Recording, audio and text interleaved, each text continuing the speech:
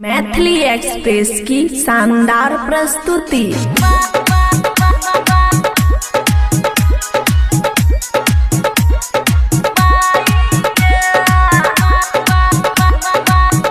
खुशी recording studio बलुआहा। छौरा दरभंगा के दवा हमरा करैया बड़ा छौरा सहरसा के दवा हमरा करैया बड़ा अपन सामान सटाई गे कतनो करे छी हम माई माई गे माई गे माई गे माई गे माई गे अपन सामान सटाई गे कतनो करे छी हम माई माई गे। मिक्स बाय ताज तन्हा।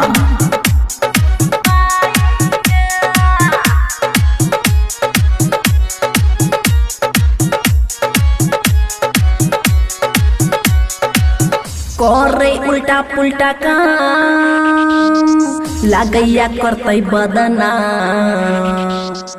करे उल्टा पुल्टा काम लागैया करते बदना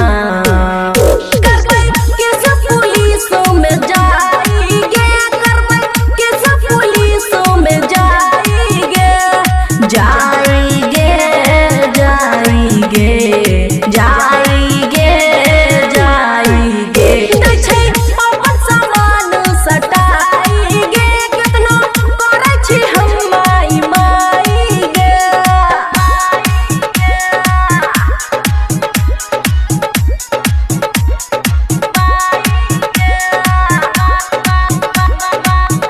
खुशी रिकॉर्डिंग स्टूडियो बलुआहा।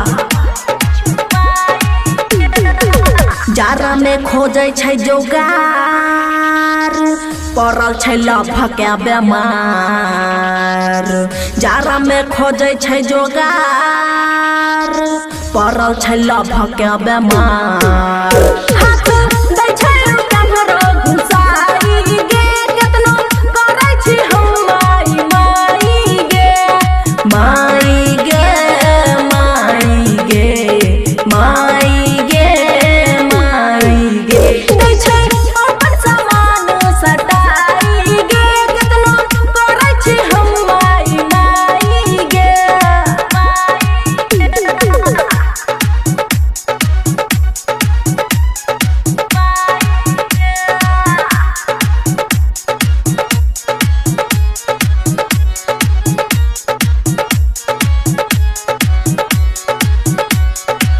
राइटर बबुआ राहुल बात नहीं बुझे बिल्कुल राइटर बबुआ राहुल बात नहीं बुझे बिल्कुल सब काम दै छै गड़बड़ाई गे केतनो करे छी हम माई माई गे माई गे माई गे माई गे माई गे अपन सामान सटाई गे केतनो करे छी हम माई माई गे।